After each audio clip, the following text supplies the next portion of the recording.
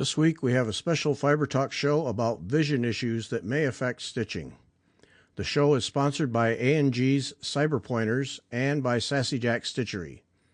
Cyber Pointers is the only online chapter of the American Needlepoint Guild, and it's about to celebrate its 15th anniversary. Membership is open to all members of the National A&G organization. The meetings are conducted every other month and are run completely online. Cyber Pointers provides stitching opportunities through meeting programs and workshops. Upcoming meeting programs include Fantastic by Debbie Rowley, Desert Rose by Jeanette Tombaugh, Earth Spiral by Terry Bay, and Fibonacci Swirls by Olivia Hartshorn. The Fibonacci Swirls program will be led by chapter member Kathleen Brennan. There are also several workshops planned for the 2024-2025 calendar from national teachers Kathy Reese, Gail Stafford, Dawn Donnelly, and Tony Gertis. Join Cyber Pointers and learn all about these exciting programs and workshops at cyberpointers.org. Also sponsoring this week's show is Sassy Jack Stitchery. Now is the time to sign up for a series of October workshops with Jackie Duplessis, all held on consecutive days. The October 3 and 4 workshop is called Hold Dear, a beautifully decorated tiger maple project box with 2 storage areas and a pincushion in the lid. That's followed by Love That Red, a drawn thread sewing roll-up sampler on October 5 and 6. October 7 will be a bit of a mystery that will involve a fall flame stitch and a beautiful bespoke wooden box. Then, on October 8, you can stitch the Morning Glory work basket. Sign up for all of these workshops is by email only. Also, Kim is thinking about starting a linen club. Share your thoughts on the Sassy Jacks Facebook page. There are several additional events and activities on the horizon. Keep up with all of it through the Sassy Jacks website, sassyjackstitchery.com, the Jacks Journal newsletter, or the Sassy Jacks Facebook page. The new shop is opening soon, and the stitching opportunities are growing. Don't miss out. Thanks to Cyber Pointers and Sassy Jack Stitchery for sponsoring this special show about vision issues that may affect your needlework enjoyment. And now our conversation with Rinda Just and Kelly Lee Teskey.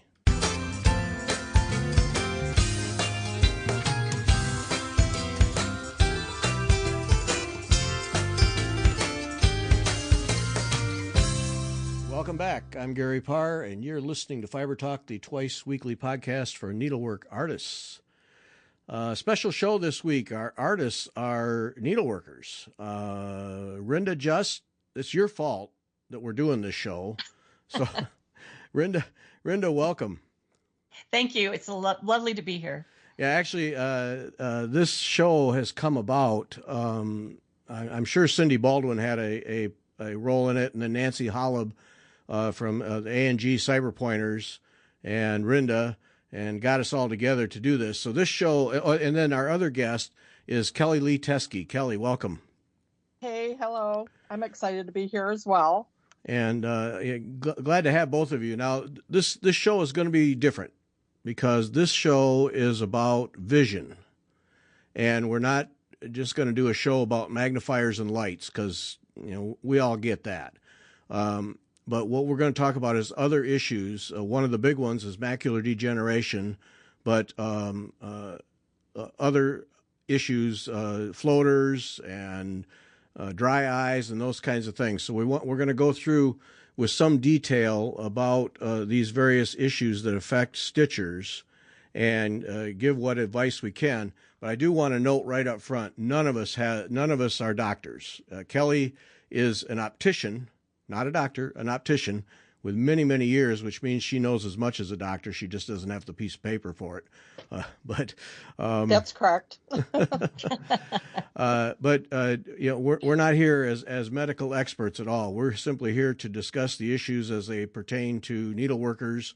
And if you want official information, that's where your eye doctor comes in, not us. Please don't hang it on us. But we been wanting to do this for some time. And Rinda was the catalyst for doing this, where we just talk about vision issues, because as we all get older, vision gets to be the biggest factor when it comes to stitching. And for younger stitchers, preventive measures, wearing sunglasses, taking eye vitamins, those kinds of things. Doesn't hurt to start early and fend off some of these things. So just want to go through and deal with these things. This one will probably run a little long. The list is healthy of topics to talk about, but we just all feel that it's important that we have a thorough discussion about vision issues and needle workers, because without our eyes, it's really hard to stitch. So, so Rhonda, I'm blaming it all on you, Rhonda. So Yeah, I've noticed that, Gary. it's a good blame. Don't worry. So give us a little background on you as a needle worker and macular degeneration. Just a short rundown of where you're at. Sure. So I, like many people, I started stitching when I was, probably 15, and did embroidery, and then learned crewel, and then went to law school and learned how to do counted cross stitch, and then discovered counted canvas. And thank God that's where I ended up, because one of the things that we'll talk about later is that when you have macular degeneration and you have very low vision, it's almost impossible to work on painted canvas. But the reason that Cyber Pointers looked at me was that I was the president of Cyber Pointers for 4 years. And so I know Nancy Holub, and I know Cindy, and I know that Nancy was working on our outreach, and one of the things that they decided to do was to sponsor several of your shows. And Nancy and I are friends, and she immediately reached out to me and said, "Rhonda, would you be willing to do this?" And I said, "Absolutely." I have had macular degeneration for a while. I can't even remember to tell you exactly when it started. My mother had it. She lived to be 97 and was almost completely blind. I knew that I was going to have it. And for years, I took the eye vitamins that they recommended. Then I actually had significant vision loss in my right eye. I can't see. I have virtually no vision in my central right eye. And my left eye is only correctable now to about 20/60. So I haven't driven in 3 years, but I'm still stitching. And one of the things that makes me crazy is my guild used to do a lot of public stitching. And I can't tell you the thousands of times literally that women came up and said, "Oh, I used to do that, but since my eyes got bad, I just can't." And I'm like, "You drove here. You can read our sign. Honey, you ain't got no problem at all compared to me. And if I can do it, you could do it. It's just that apparently it's not a priority for you. It is for me. It's kind of my passion. So losing my vision when I love stitching so much has been really hard." Yeah, I can imagine. Gary, is it okay if I interject something? Yep. Because when she said that, I think, because I was talking to one of our doctors this morning at work, and I think that's so important what she said, because a lot of people will either choose to work with it and live with it and do the best that you can, and then other people just choose to, let it overtake and kind of, determine what they're going to do. And part of it is just learning to live with it and looking past it. And I'm so in awe of Rhonda for her that she's still stitching and is that passionate about it that she's willing to work around it. Because it's no joke. I don't have any of the issues that Rhonda does. I just have floaters, but even that is tough. Yeah, no, I have utmost respect too, because I think I've told the story a couple times. Marga's mother had it and refused to. She just chose to feel sorry for herself, basically, right? And let it deteriorate. Wouldn't do anything, and then her aunt also got it, and she chose the other route. And to talk to her and work with her in a room, be with her in a room, you wouldn't even know she had macular degeneration. And then there's that Margaret's mother, just, I can't see, blah, blah, blah. And so, it's a choice you make. And yeah, absolutely. And, I have friends tell me all the time that they can't believe they forget that I have it. I mean, I cannot tell you the number of times that people have tried to show me a picture on a phone. Yeah, I can't see that. And, I used to be a power stitcher, and I could start a class at the beginning. I could finish it well, within the class period. And my stitching was immaculate, and I won tons of awards. But now I stitch just for me because I can't really tell, if I'm doing the quality of stitching that I used to. And I'm really, really slow, but I still love it. Yeah. Well, the slow part, I can match you on that, so don't worry about that. I can match you. I'd be number 3 on that order. Yeah. Of slow stitchers. Yeah, there's a club we can form pretty quickly, I think. Yep. Right. All right, now Kelly, you made the mistake on a stitch hour volunteering to help out with this show, so you got sucked in right away. I know, Gary. I listened to you guys coming home because we're open till 7 and you start at 7. And so I'm driving, but as soon as I heard you talk about the show with Rinda when I was at a stoplight, I really quick just typed in, "Hey, if you have any, if you need anything." And so I'm excited to be here. I've been an optician for 37 years, and a lot of people do get that mixed up with an optometrist, which is the actual doctor. But a good optician really knows what they're doing as far as knowledge of glasses, how they're made, what the lenses can do, and what a good fitting frame can do. So we will talk about all those, I think, as we go on, because those are all really important things. And but more importantly, I'm kind of a frustrated stitcher because that's really my passion. And working full time, I just don't seem like I have time to stitch, but I do fit it in on my lunch. At night, it's hard for me to stitch because the light gets in Jim's way and it bounces off the TV. So I can't, if I want to stitch, I have to go into another room all by myself. Go to your room, Kelly. Yeah, go to your room. So anyway, but I, like a lot of people, my grandma taught me how to stitch when I was probably 6 or 7. I started out with making yo-yos, actually. So those are kind of my passion, yo-yos and a little bit of crochet and embroidery. And then actually when I was, and then I started quilting. I thought, I'm going to make a quilt when I got married, when I was married. And that was a disaster, but I did keep quilting. And then when I was pregnant with my daughter, I saw a sampler that was like an alphabet sampler. And I thought, I'm going to teach myself how to do that. And actually, the night that I had her, right after I had her, I was still stitching that sampler after she was born. And they had to do a blackout in the hospital. It was a scheduled blackout to do some kind of electrical work. And they came in and turned the lights off on me while I was stitching. And I was so upset. But anyway, that's how I started cross stitching, and just kind of kept doing all of that. And of course, during the pandemic and COVID, is when I caught on to Fiber Talk and all the other things, and just kind of renewed my passion for cross stitch. So, no, that's great. Yep. All right, let's get into this a little bit. Kelly, before we talk about macular degeneration, talk about the importance of seeing an eye doctor annually, and yes, you should go to a doctor where your eyes get dilated. Yes.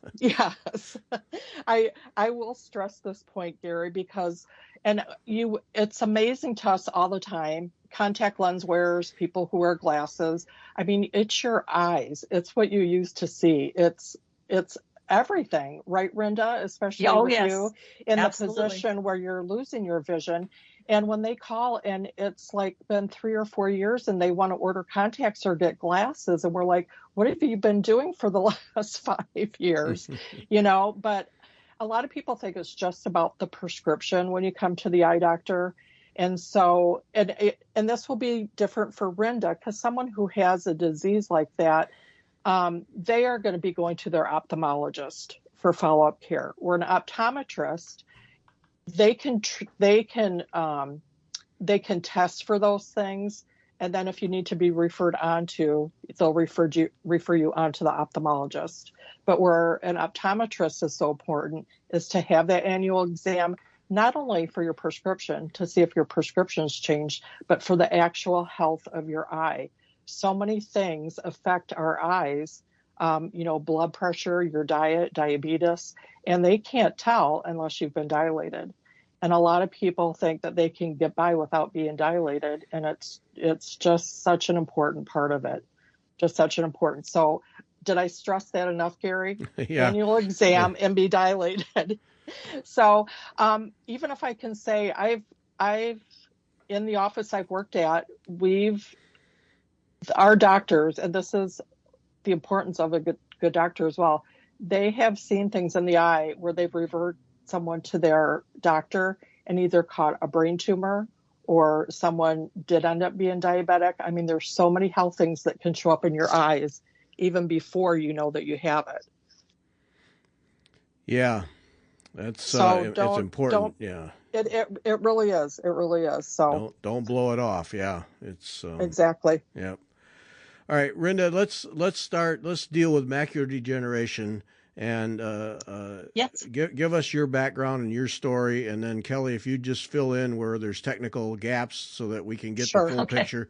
Because it's sure. I think, for at least from my perspective, I think that people don't realize how many people have it, that it's not a rare thing, or not necessarily rare, but and there's things you can do to stave it off, I guess, or at least be aware that it's happening. So take us through it, Rhonda. Sure. What you dealt with.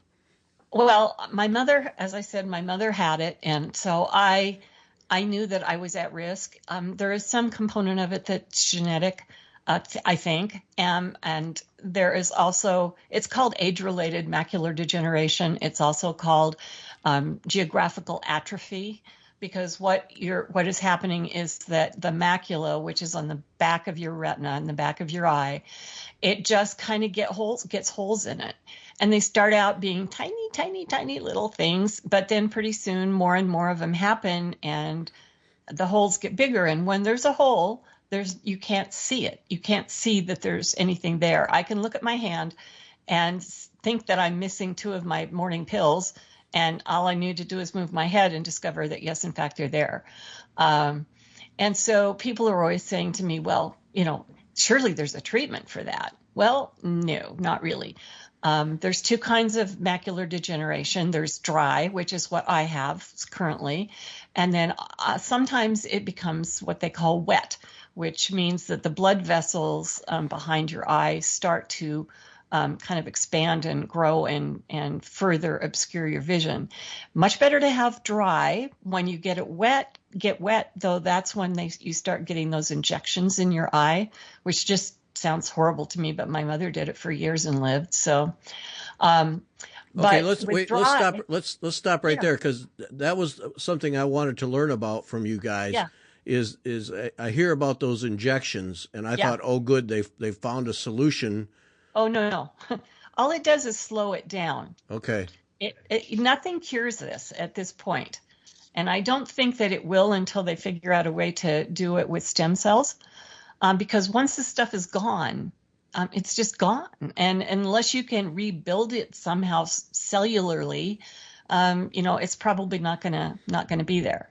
They now do actually have a drug that they can give you for dry macular degeneration, but the statistics on it sounded pretty horrible to me. It was like a 20% chance of slowing it down over a 2-year period, but a greater percentage chance of getting wet.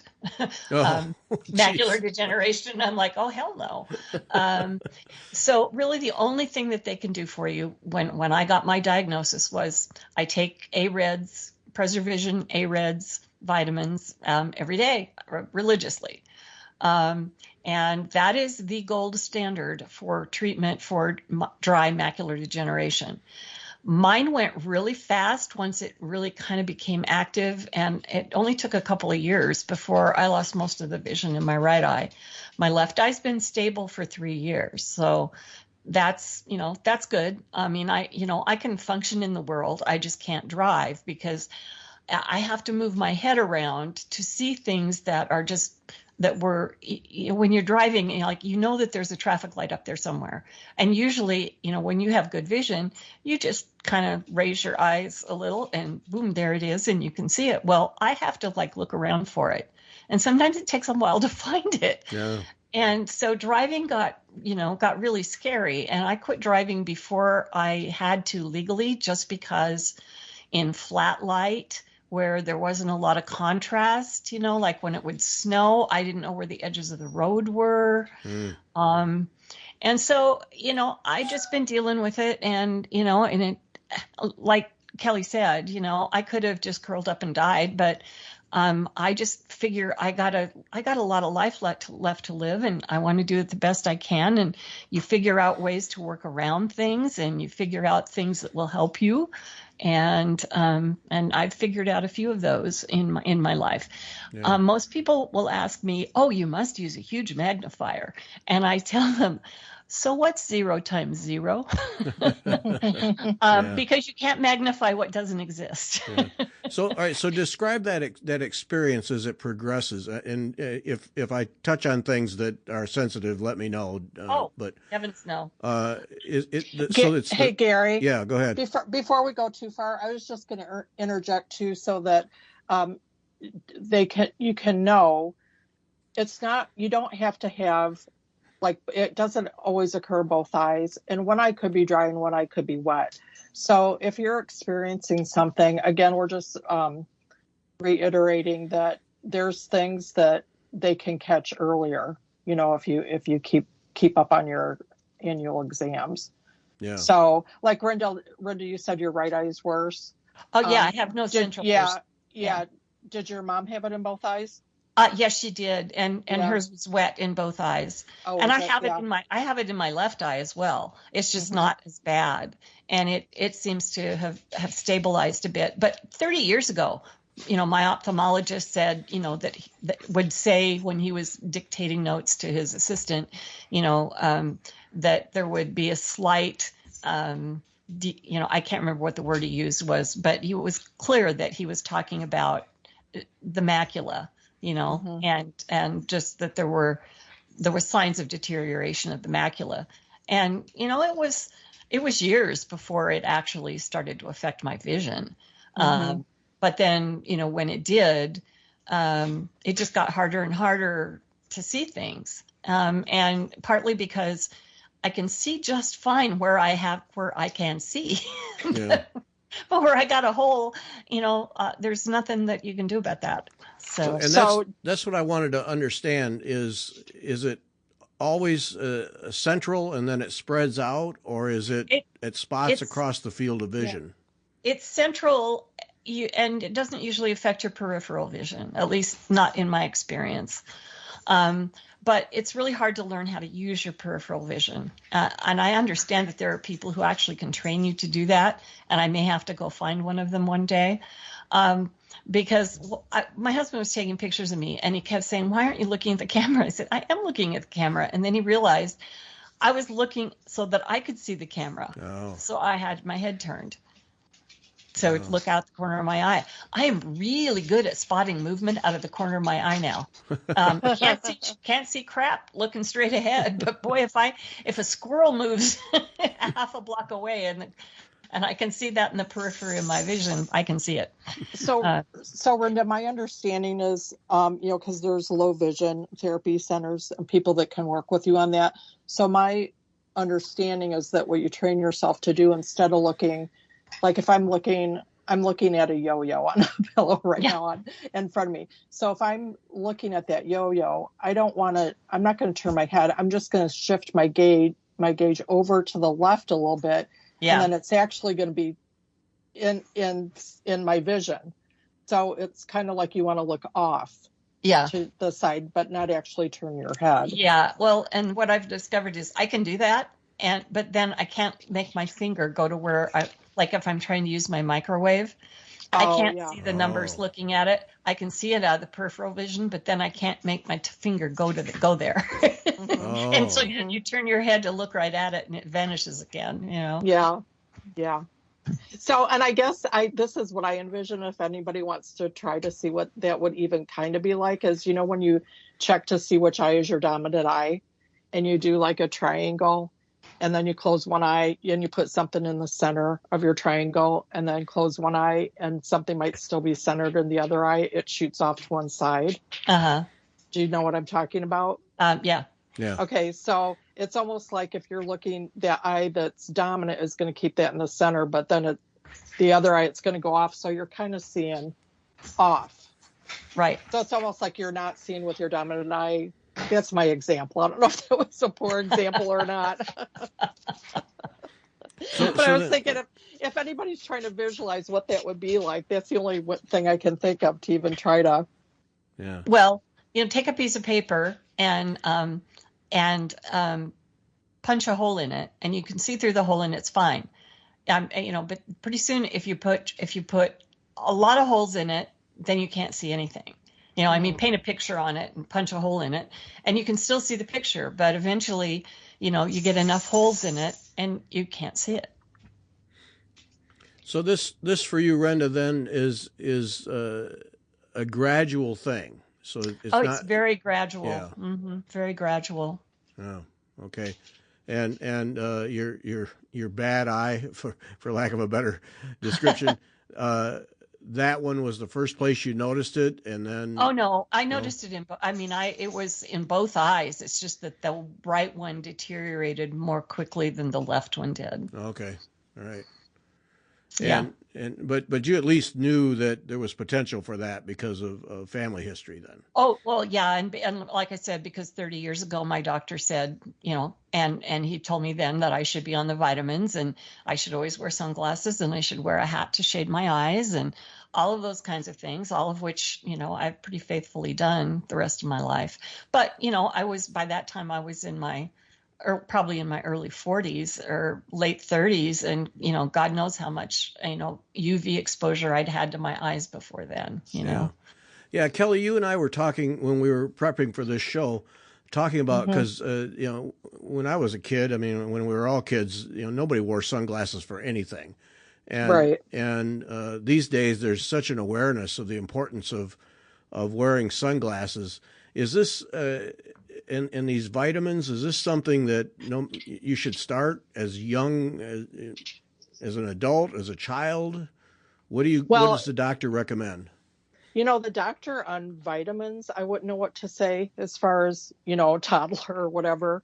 I would ask about that, especially even if there's history of something in your family, but definitely sunglasses. I was telling you, Gary, that even my grandkids started wearing sunglasses when they were babies because they're finding that the most damage, when you get older and you get cataracts or any of these other diseases, they found that the damage has been done early when we're younger, all that UV damage. So it's very important to protect your eyes. From the very beginning. Like if you see a baby going around with sunglasses on, you probably think, oh, that's cute. And the parents are trying to be real hip. Well, it's actually a really good thing that they're protecting that baby's eyes. Yeah. And we were also talking cheap sunglasses versus quality ones. It's worth it to spend money on good sunglasses with good protection. Absolutely. Well, you want to make sure that the UV protection is in there. Polarized glasses are wonderful. Now they're going to run a little bit more. So I don't know, if you want to put the money into that for kids, but when you get a cheaper pair of sunglasses, the plastic isn't going to be optical quality. Sometimes there's a curve or a bend in that lens that can actually strain your eyes more because you're not looking through something that's optical quality, for any other way to say it. It can actually cause more strain. Yeah. Okay. Yeah. Sunglasses for me, with my cycling, where I'm out in the middle of nowhere for hours, and somebody a long time ago said, are you wearing sunglasses? And I never did. And then I started doing a little research and realized that the exposure I was giving to my eyes for hours out in the sun was terrible. And so I wear sunglasses I wear them all the time, but especially when I'm cycling. I mean, they are just on even on cloudy days. I don't. Right. Yeah. And then this is kind of getting off track, but that made me think of that, Gary. Even, have you ever seen someone right in the corner on the white of their eye? It almost looks like yellowish. Yeah. I was gonna say like snot for lack of any other better word. Well, that's called pinguicula, and that is UV damage as well. So if you ever see that, that's what that is. So yeah, really important. So yeah, I was talking about plain sunglasses, but absolutely, if you have a prescription, and I'm sure we'll get into that more. Yeah. Really important. Yeah. So Rynda, as this progressed, what did this do to your needlework? Did a long while before it really became an issue, or?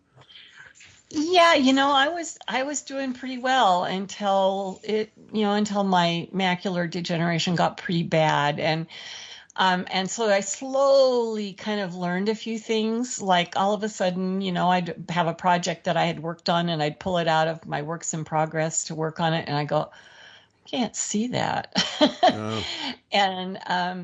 And I tried, it took a while to figure out that I say that there's two things that are absolutely critical for me to be able to stitch. Contrast is one of them, and light is the other. And macular degeneration is it's like a black hole in the middle of your eye. It's like it sucks in light.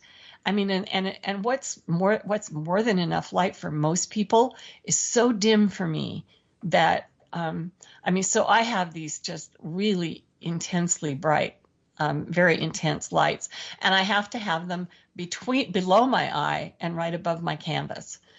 And then the other thing is that I have to have contrast between my ground fabric and my threads.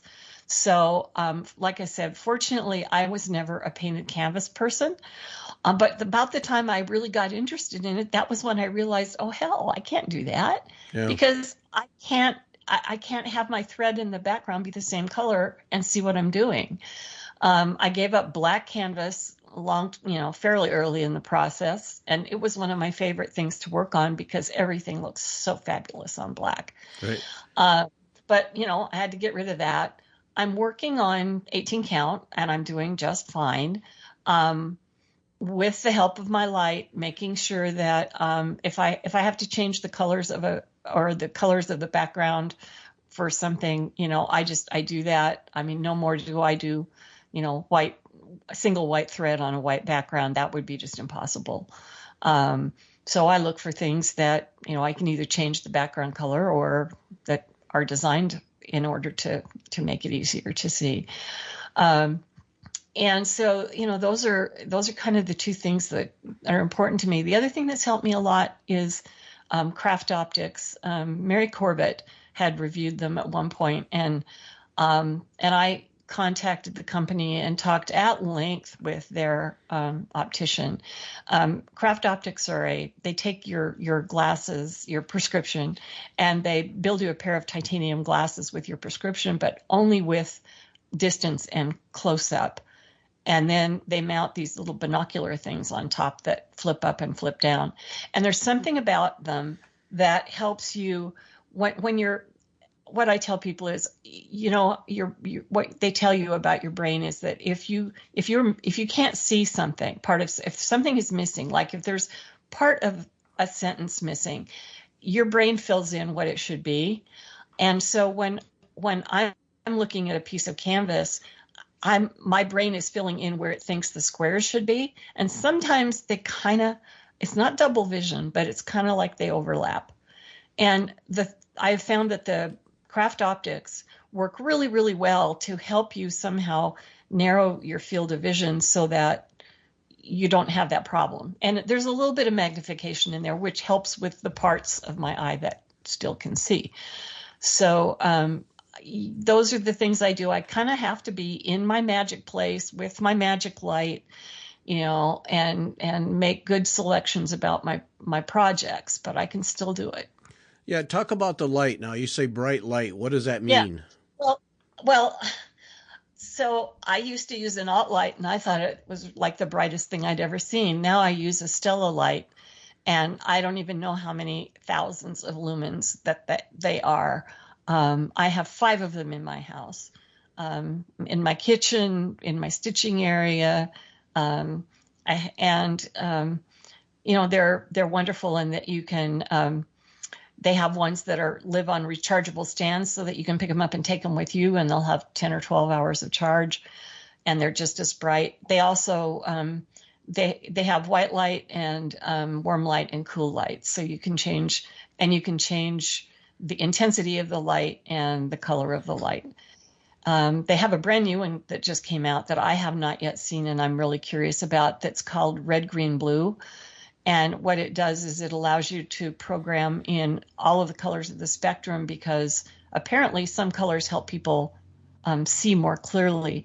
And I know that I went to the low vision clinic at the Idaho Commission for the Blind to see if they could help me with a prescription. And he was able to, with polarized purple lenses, was able to give me like one more line on the eye chart. But the problem with polarized lenses in everyday life is you can't look at a screen.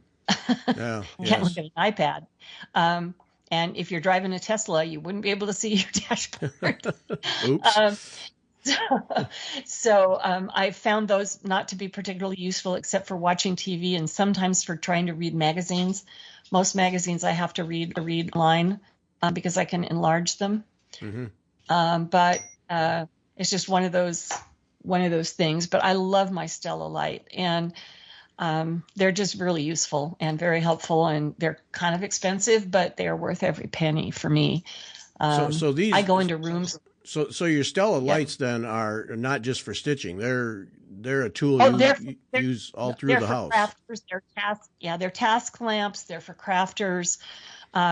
It's one of those things they specifically talk about, you know, that they're particularly useful for people with low vision, but they persist in putting white type in a yellow background on their website, despite my repeated complaints to the management.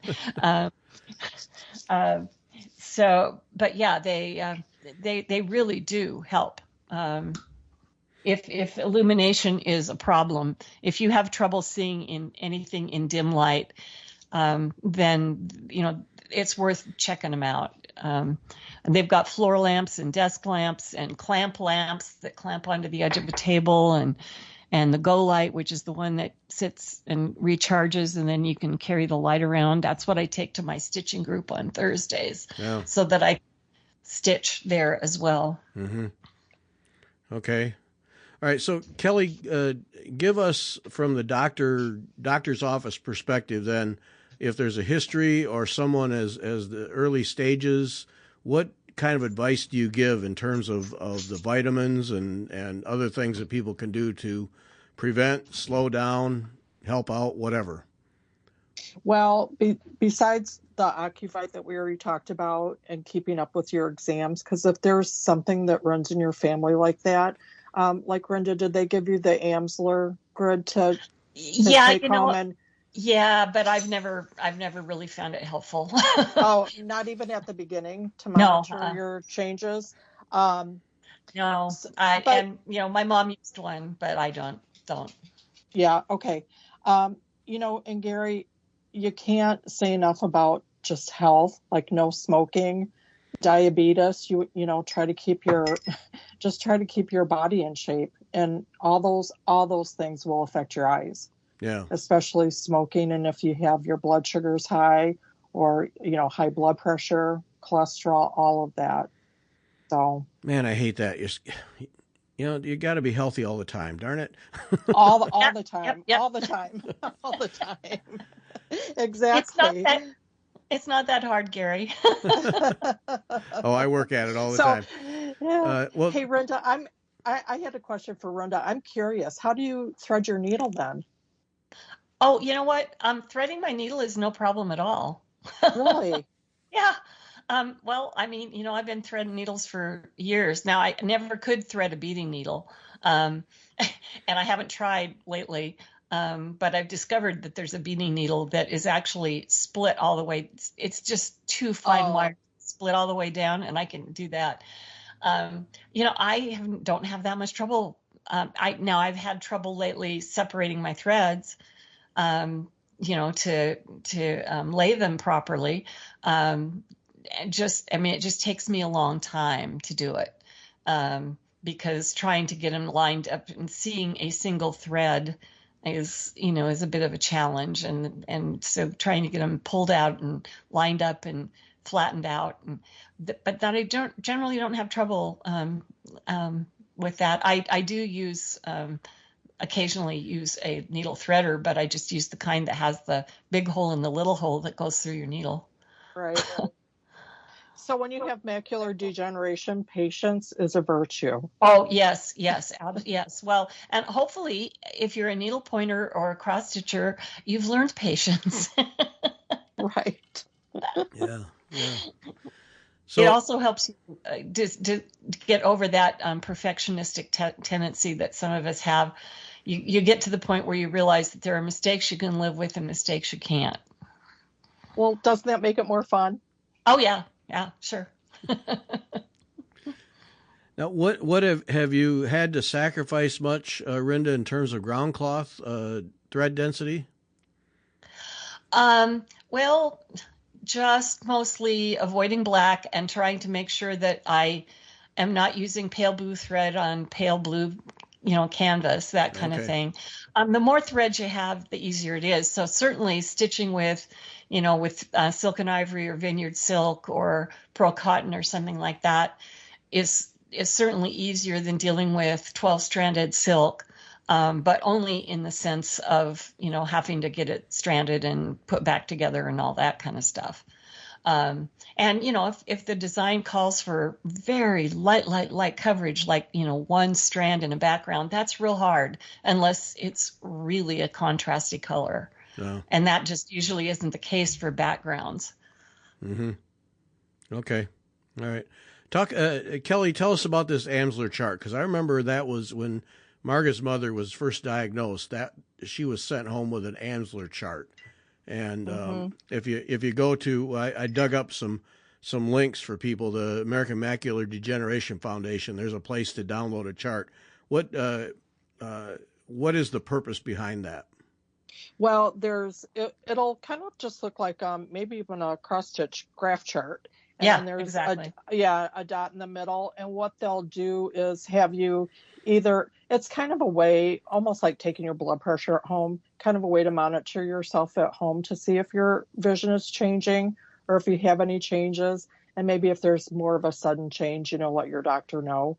But you'll focus on that. And then I think I sent you an image, Gary, where it will actually show kind of different images that you might see. And basically some of the lines, instead of looking like a grid, they might either be blacked out or they might look wavy, just kind of some different things that you can help monitor. So if you know that, last week when I looked at this, up to the right, those lines were wavy, but now, oh boy, the bottom's wavy too. You can kind of monitor yourself to see where those changes. But like you said, Rhonda said she didn't use it. Yeah.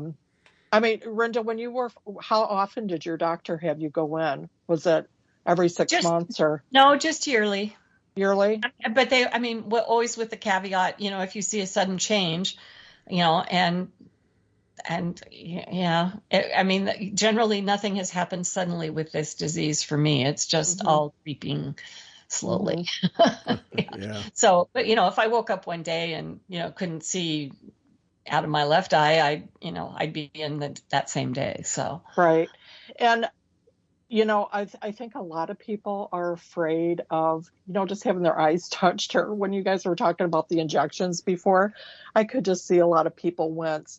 But just to let them know that when you're doing things like that, there are drops, and some people don't like any drops at all, but there are drops that they use to numb your eye when they're doing certain things. So it isn't like they're just going to jab you with a big syringe and you're going to, go shooting out of the seat. So I guess what I want to say is don't be afraid. You're better off going in and finding out and trying to treat it right away than just ignoring it or avoiding it because you're afraid. Yeah, one of my favorite comedians, Kathleen Madigan, does a whole bit on going to the eye doctor and having the puff of air shot at your eye for cataract, make such a big deal of it. And it really, you just, none of that stuff lasts long. Like when you get your eyes dilated, for me, that's just a good excuse to take a long nap in the afternoon while it wears off. But I mean, you just gotta suck it up and do that, because it's your eyes, and you need to have those things examined. And Gary, I hear so many sob stories. Oh, I can't be dilated. I have to go back to work. And I'm like, I don't care. Right. I get dilated and I have to keep working. Yeah. So, no sob stories here. No. It's like Renda, people who say I can't see, I don't want to hear about it. Yeah. Right. Yeah, work it out. Yeah. Right. Yeah. So, all right. So let's get the vitamin part. So like Margaret and I take Ocuvite. But then, Kelly, you had another brand that you take? Are you talking about the drops for dry eyes, Gary? No, I'm talking about... about the AREDS. The AREDS. Yeah. Okay, so that's PreserVision AREDS, AREDS, and then the Roman numeral 2. Right. Correct. All right. And so those are the ones, and do we take both of them? Do we take one or the other? Well, the Ocuvite is going to be more prevention and, the healthier eye. The AREDS is after you have macular degeneration. Oh, okay. So that, Renda, that's normal. That's every day for you then, Renda, right? Oh yeah. And it, it doesn't make things bad. Nothing, like I said, nothing makes it go away. It just tries to slow it down. Yeah. They always tell you, if you have macular degeneration, you'll never be completely blind, but they also don't expect you to live to 102, So, it gets pretty dicey the older you get. Yeah. Okay. Well, that's interesting, because I thought you eventually just lost vision altogether, but no. So you don't do that. It just gets the periphery more limited then. Yeah. My mother would come to my house, and, she couldn't see anything. And she'd complain about the dust on top of my medicine cabinet. And I'm, what the hell? How can you even see that? Yeah. It would like with your mother-in-law, it was weird, the things that she could see, and that you'd never, like, really, you saw that? Yeah. But it's amazing what you can see out of the corner of your eye when you're not even trying. Yeah, I'm sure it is. And that was another thing that hit a little nerve when you were talking, Renda, mentioning about going to places for low vision or for people who are blind. And I remember when Marga's mother, and we were helping her initially. Well, Marga was doing most of the work. I wasn't. But you start having to deal with people who deal with blindness, and that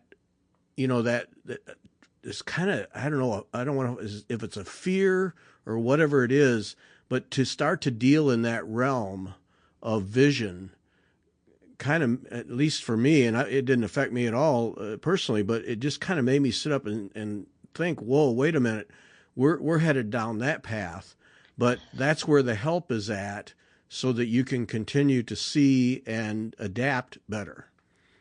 Yeah, but at least in Idaho, I found those services to be pretty limited. Okay. I mean, like, what I needed was somebody to come help me figure out, like, how to mark my microwave so I could use it, how to make my stove so that I could use it.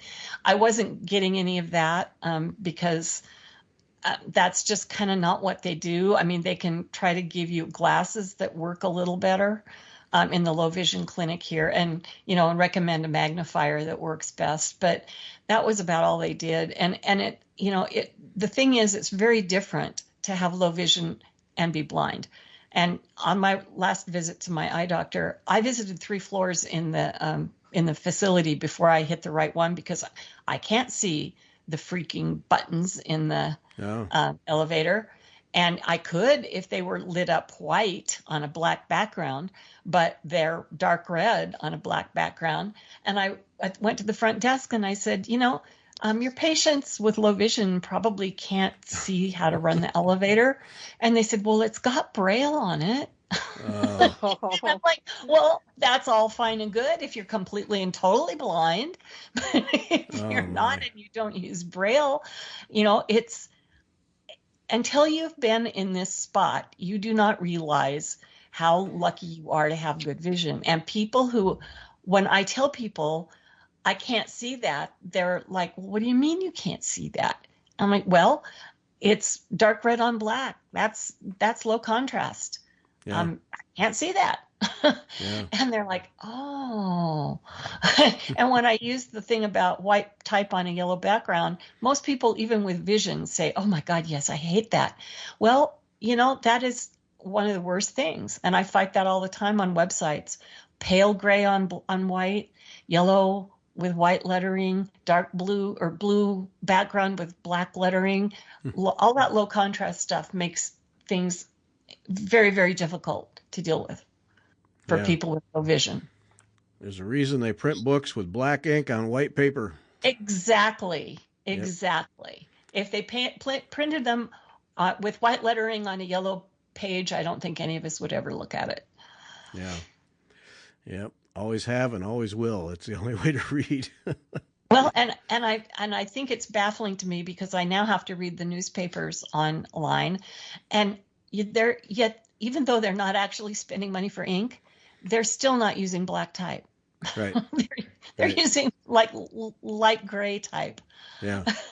Oh yeah, no, that's very true. Yeah, on yeah, people don't realize it may look cool to people who have full vision, but it's not functional. Yep. Yeah. Yeah. If you're trying to get a message across, it would be helpful if the people could actually read it. Yeah. Yeah. Yep. No, in the magazine business, that every time we look at redesigning the magazine, the bulk of the work is figuring out what fonts at what size will be readable to the most people, and it's always a challenge. But you got to make the effort, because if your people don't have to read the material, they won't. And And, when you and I prepared for this, one of the things I said was, I had to quit subscribing to some magazines that I loved, and I could read the type, but I couldn't read the headlines because they'd be pale or they'd be all curly-cued and with little tendrils here and there. And I would actually have to put my finger on the letter and try to trace it and keep in my head what letters I was tracing to see what they said. And unfortunately, needle pointers and Needlepoint Now have the same issues. They use types that are very difficult to read. They use colors combinations that are very difficult to read. And in fact, some charts, any chart that has a yellow, if they're using a yellow line on a white chart, that's really hard to see. So designers and magazine editors that want to make sure that we all keep stitching for a very long time really need to get made aware of this, and I'm hoping that this is one of the ways that might happen. Yeah. Well, I will say that when we talked before here a couple weeks ago, it was just before we put together the magazine that I edit the next issue. And it really raised my awareness of what we were doing with headlines and decks.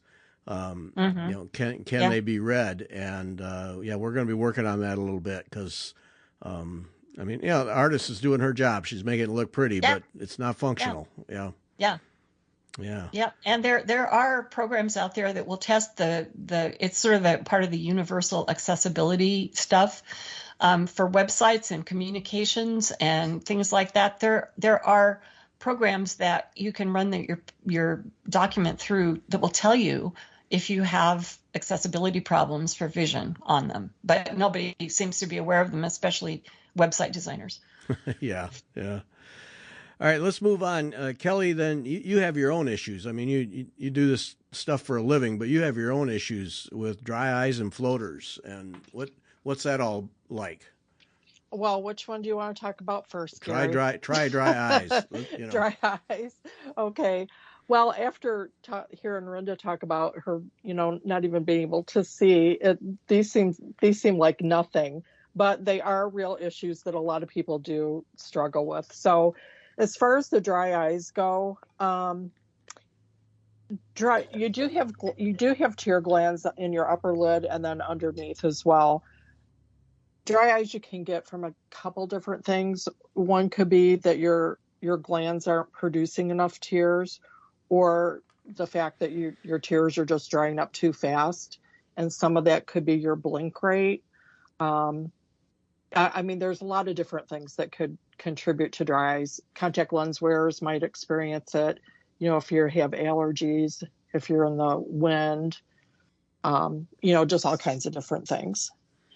So I could just chat around, Gary. So why don't you kind of guide me through? No, that's fine. So what does dry eye mean? Does it just mean that there's just not enough fluid on the eye, and so it kind of burns? It will burn. It will itch. They can be red. Okay. So then it's kind of strange because when you have dry eyes, your eyes will tear more excessively because it's trying to correct itself. So with dry eyes, a lot of people, like as we sit here, my left eye is filling up and tears will just like stream down sometimes. And then that's, if you can imagine trying to look through tears, that makes it blurry. And then if you're dabbing at your eyes all the time with a tissue or a Kleenex, that's going to dry your eye out. So there's just the only thing you can really do, there are some preventions as far as, I'm really bad about this because at work I get really, really hot. So I have a little desk fan on me all the time, but that dries my eyes out. So, I might have to have the fan on me, but tip it down. If you're in the car with heat or air. So if you're in an environment where it's dry, if you use a humidifier, that will help. So yeah, it's just it's what you think, your eyes drying up and just being kind of parched. Yeah. Okay. And even staying hydrated, with water. And then we'll talk about the drops, but yeah, well, tell us about the drops, because I'm curious about that. Yeah.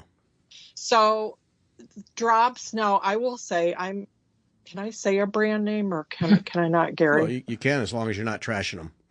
No. Okay. Bausch and Lomb has a the new word. The last Fiber Talk show, we're going to trash everything we wanted to trash all the years. So, for years people would get confused. I mean, Visine. Okay, Visine's going to get the red out. It is not going to lubricate your eye or help with the dryness. But there is a new dropout by Bausch and Lomb that's called Lumify, and it has been a saving grace for me because my eyes, by the time I get to work, are so red and itchy. It's almost like I can't even concentrate, Gary. That's how overwhelming it feels and it looks, because everything's even blurrier. Just the feeling of, I can't do anything until I get those drops in my eyes. So the Lumify gets that red out and it just soothes it. Now, it's not going to last like a re-wetting drop does. So when I get to work in the morning, I'll put in the Lumify and that helps. And probably like an hour later, about 3 or 4 times during the day, I'll put in another drop. And the one I use is Sustain. There's a couple different Sustain. One is a little bit more clear. The newer one, it's a little bit thicker. It has more of a milky look to it. So some people don't like to use it because it is milkier. So it kind of clouds your vision when you first put it in. You have to let it soak in. Okay. But making sure Restasis, which is, it's going to be pricier. You need a prescription for that. But there are over-the-counter drops that do help. You just have to be consistent and not lazy and make sure that you use them. So these re-wetting drops then have a little viscosity to them, so there's some staying power. Okay. They do. So, and then too, like when you put in your drops, make sure your hands are clean for one thing. A lot of people don't. We got to wash our hands for another reason? Come on. Yes. But too, when you put your drops in, it's helpful if you keep your head tipped back a little bit and then even kind of pinch in where your tear ducts are and keep your eyes closed for a minute and let those drops really soak in. If you put them in and just like sit up right away, most of that's just going to drain right out, and you're starting to dab that out. So kind of just relax for a few minutes after you get your drops in and let them soak in. Okay. Kind of a power nap. Exactly. I'm going to start a list of reasons to take a nap. I'm liking Gary, this. whenever somebody wants you to do something, you just say, I can't right now. I'm putting my drops in. I Yeah. need to put my drops in. Yeah. I'll be back to you in an hour. Yeah. I'm liking Yeah, this. yeah, yeah. All right. And then So, now you have floaters or something I think all of us run into from time to time, but yeah. Oh, can we go back to dry eyes for a no, minute? we're done with that. Um, That's it. we are. Um, No, okay. no, because this has to do with stitching, so we have to go back. Yes. Well, and okay, I will get to stitching, but of course, avoid smoking. And you really want to make sure you're getting all those omega-3s and the good fats and vitamin A. All that stuff does make a difference for Yeah. your eyes and your vision. So I just wanted to say that. And then if you are stitching, or if you are even on a computer, something like that, especially since we're talking about stitching, make sure that you're blinking enough and giving your eyes a rest in between. Because think about it, if you're just like staring at a chart, counting, and then you're looking down at your cloth and you're counting and you're trying to get, you're not blinking as much as you usually do, and your eyes are going to dry out. So just make sure that you're looking up and away and blinking. Yeah. Okay. Rinda, do you deal with do you have that dry eyes on top of it, or No, I don't. I was a contact wearer for many, many, many years, and I was always told I was an inadequate blinker. Um, but is that on your permanent record? Inadequate yeah, blinker? I think so. But one day I realized that with readers, I could see up close, and without them, I could see distance, but I could not see anything in the middle Yeah. and with my contacts. And so that was when it was about 2015. I said, okay, I guess I'm going full time to glasses, and I haven't had a problem since. Mm-hmm. So, yeah. All right, floaters. Oh, floaters. That's my baby, Gary. So, while floaters, they're a beast of their own. I think a lot of people have experienced maybe the little black specks, or, if you're in bright sun or looking, you might see something go by and think it was a bug or a fly or something. And those are very common and normal. I hate to say it, aging, if you're really high prescription as far as nearsighted, you're more prone to floaters. And unfortunately, there's nothing you can do about them. There's just nothing you can do about them. Most of the time, they're just floating around in the vitreous gel inside your eye, so they'll float around. That's why they call them floaters. So sometimes they might be in your vision, and sometimes they won't be. Now, I've had those, but now I have one that's more permanent, and it's right center, and I say it looks like a stink bug. That's exactly what it looks like. It's not black and little like the others. It's a big brown square, and it's just left of my central vision. And the only thing I can do is make sure that I'm either, I'm blinking and looking up, especially if I'm stitching. It's almost like I have to look up and out, like as far out in the distance, almost like I want to look at a sunset, or it's almost looking past it.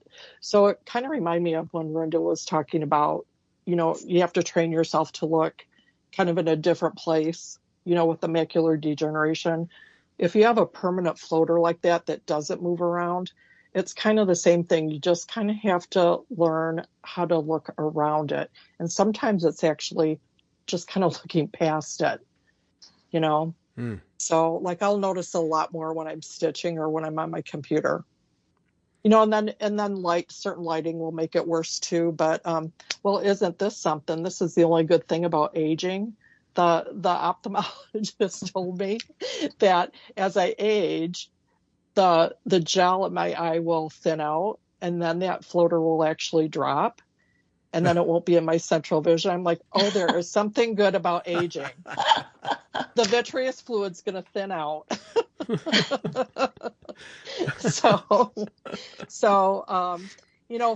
Floaters are, I will say this, floaters are common, but if you have sudden floaters, or if you have a floater that's combined with a flash of light, that is something that you want to see your doctor. You want to call your eye doctor right away. Okay. Because there are, that could be a retinal detachment. Retinal detachment, you can also have floaters left from that. You can have floaters from an injury, and it doesn't, you're probably more likely to get them when you're older, but we've seen kids that were maybe specifically, one I remember, he was hit in the eye with a ball, and he was only I think 11 years old. And he ended up with a retinal detachment and then had floaters, continual floaters after that. So there's different ways that you can get floaters. And again, if you're nearsighted and have a high prescription, that's another good reason to see your eye doctor and be dilated, because those are things they're looking for, is that membrane to see how thin it is, and they'll be able to see if you have floaters. Okay. Especially if once you're dilated and then you get your photos taken. Have you guys ever had your photos taken and then got to see them? Photos of the inside back of your eye. No. Oh, yeah. I'm sorry. I didn't make that clear. Oh, yeah, I have. It's fascinating. Of what? It is fascinating. It's fascinating. Yeah, it is fascinating. Yeah. So I would have loved to have seen what that looked like. Yeah. Well, and even for me, not that it's fun, but it is kind of cool, because if you see and that's one reason they might want to take even a photo every year if you have something going on. You can actually see from one year where I didn't have the floater to the next year where I did, and it's just a big black spot, right on the inside of my eye. And then they can also look for hemorrhages, leakages, healthy veins, all kinds of things. But that's about all I have to say for floaters. Okay. I should probably name mine, because now it's my buddy. Sounds like it. Well, he goes with me everywhere. So Kelly, aren't you glad that we call them floaters for a reason and not stabbies? Yes. Yeah. So. Well, here's hoping that you're looking, your eyes are open the day it gets thin enough that it falls to the bottom, and you get to celebrate as it falls to the bottom. Where'd it go? Well, but right now it's to my benefit, because anything that happens at work, I can either say, I can't do that, my floater's in the way, or, Yep. Well, Rhonda, you might think this is funny or not, but do you want to hear a true story? Sure. We have this big glass cabinet at work that we have some special frames in it. It's all lit up blue and it looks real special. And there's just this little key in it. It's not really locked. You just turn the key. Anyway, I was walking past it one day and I told him I walked right smack into the glass cabinet and I bent the key. I ran into it and I bent the key, and they're like, what are you doing? I was like, seriously, my floater, I couldn't see where I was going. So now whenever a patient goes to open up that cabinet and they're like, why is the key bent? Me and my floater get the blame for it. Jeez. All right, here, let's get down to the end here. Talk about glasses and lenses, because I had the glasses I'm using right now. They just haven't really been right, and I got them from an eye doctor thing. Not a quick and dirty cheap thing. I paid good money for them, and they were never right. And when we moved to St. Louis, the eye doctor that we go to here, I said, can you adjust these things so that they can be better? She said, well, the lenses aren't made right. And she knew it immediately. And, it kind of frustrated me, because it was the guy who makes the lenses right there in the eye doctor office. And, but this whole eyeglass thing is a rather important thing. Obviously it's important so you can see, but, having them done right is worth the effort. Well, I might get on a bandwagon about this, Gary. So if I'm getting too far, you stop me at any point. Well, Kelly, before you get on your bandwagon, I don't have a lot to say about that, except that one of the very first things that I did when my vision started to go was that I had my eye doctor increase the close-up portion of my prescription by about a point. Just that way, I didn't have to have a special pair of glasses for stitching. I mean, I know that out there on the stitching websites, there's directions on how to have an optometrist or have an optician make you reading or stitching glasses. But my doctor he just added it into my prescription. And so once I gave up the contacts, I didn't have to have stronger glasses in order to be able to stitch, and it was really nice. Mm-hmm. And so, that's one thing that you can do. And then before you get to the point where if you're still wearing contacts, I mean, pair of readers will do an amazing job of helping you stitch. But apparently a lot of people never think about that. And I lived on inexpensive readers for years, one and then two and then three and then four, and then, then we went to something else. But don't devalue the possibility that adding readers to your contacts can make stitching so much easier. And then if you end up wearing glasses all the time, they can make them so that you don't have to have a special pair for stitching. Yeah. Well, should we talk about readers since that's where you were at? Well, you can be on your bandwagon now. So okay, buckle up. Buckle up. I'll go along with the readers right now because there is a need, and believe me, I ordered a pack of plus threes for $5 off of Amazon just so I'd have one in every room. But we'll kind of go back to what I said about sunglasses. Those readers that you buy over the counter aren't going to be the optical quality, and they're certainly not going to have what we think is so important is the non-glare and anti-reflective on them. But Gary, I did have a good website that I don't know if I sent you. It's called eyebobs.com, and they are more expensive readers, but they are going to be a good optical quality lens, and they do have the non-glare on there.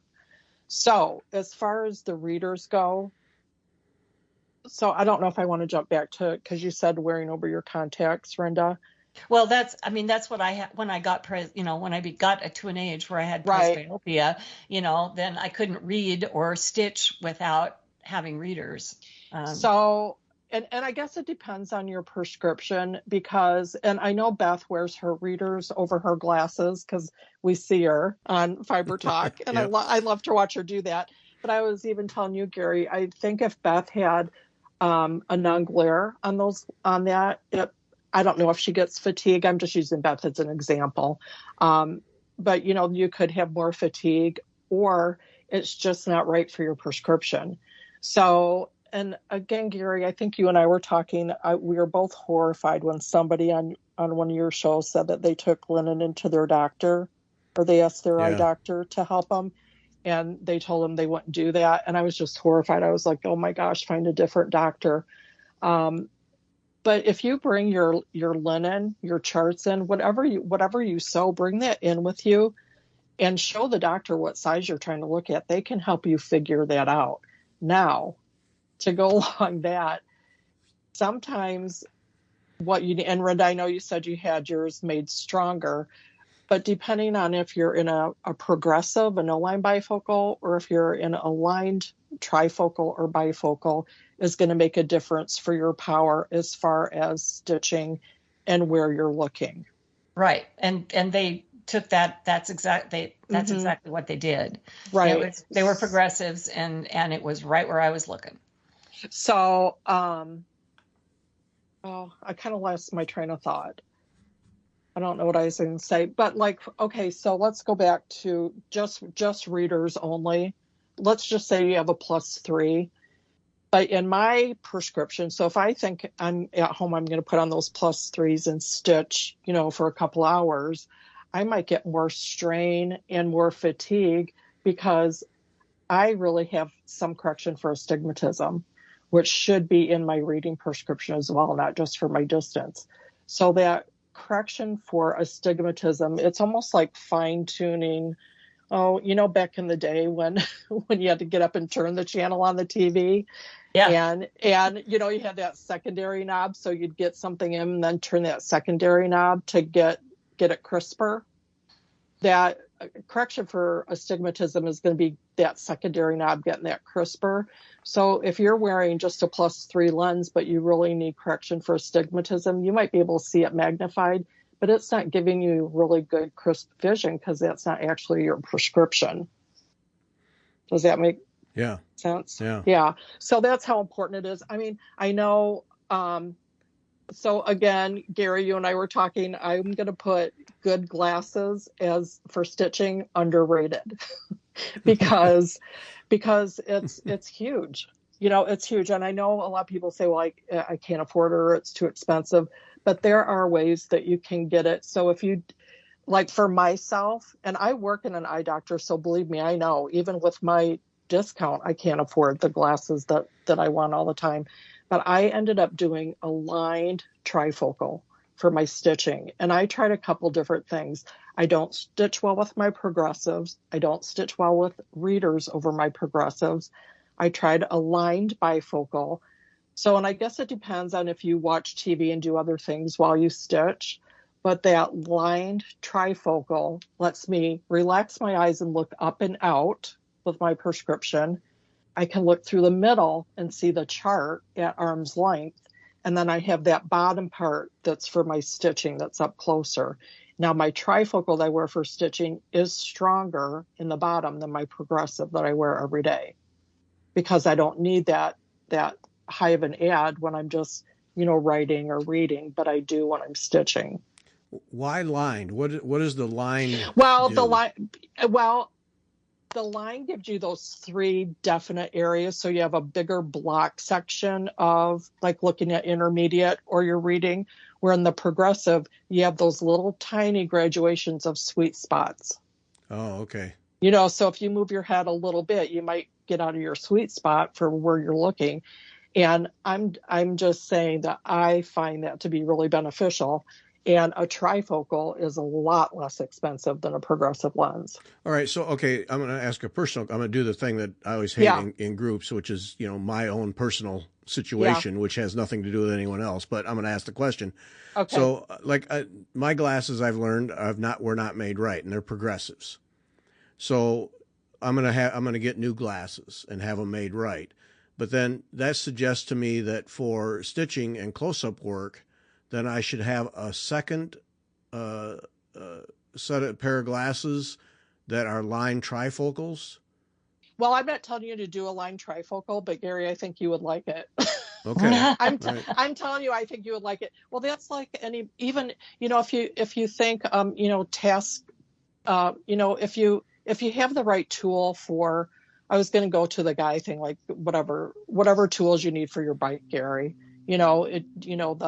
If you have a cheaper tire pump than one that is compatible and you can take with you, I don't know, whatever analogy you want to use, but a progressive lens isn't going to give you everything that you want. Somebody who's on the computer all day and you're tipping your head back, your neck is going to ache. You're not, if you can just envision these graduated powers looking from out to your reading, you're just not going to get everything that you want when you're doing a specific job. Those are for like everyday going through life where I can see far, I can see, the cookbook, and I can see this. If you're doing a task like stitching, I highly, highly recommend, especially if it's something you're passionate about and that you love doing, having a special pair of glasses for that. And that is made just for that. And that would be lined trifocals then. Well, for our age group, Gary, I would say yes. Gary, if we live close to each other, I would do a lined trifocal for you, and I would have you coming in there telling me how much you love me because you are like stitching like a fiend. You'd be like, Kelly, I can see across the room, I can see my chart, and I can see up close to stitch. Well, it's so interesting because the perception is that continuous is the more advanced lens. Well, it is, and that's what I'm saying. That is, and it is for everyday but wear. For tasks, you need those defined fields then. Right. I mean, a progressive is going to give you the most natural line of vision for our daily walking around. But if you want, Gary, I'm telling you, if you try a trifocal and you like it, you better let me know. Okay. And you can't have it measured too low. Otherwise, you're going to be fighting to get into those areas that you need. Yeah. You need to have it measured up where it needs to be. Yeah. So, interesting. And there is a cost for it, yes. But when you pay for good lenses, and that kind of takes us off on me onto a tangent of a private office and an optician versus like a chain store. And I mean, I'm not going to generalize it because there are good doctors in there and there's good opticians, but most of those people are trained more as salespeople, I would say, than an actual. And I say that with confidence because we have a lot of people. And again, I've been doing this for 37 years. A lot of people take their prescriptions, which is fine. We'd love for you to do that. There's a need for people to be able to buy, something less expensive online or at one of those places. But I cannot tell you how many times they come in. And Gary, I'd be curious to know what was wrong with yours, but these are not made right. They don't have the measurements they need. It's turned in the frame wrong and it's not lined up properly. The adjustment's not right, even to a bad fitting frame. All those things are so important. Yeah. So Gary, so when they say yours weren't made right, were they talking about the lens itself? Yeah, the lady who looked at them, she said vertically the progressive was not done right.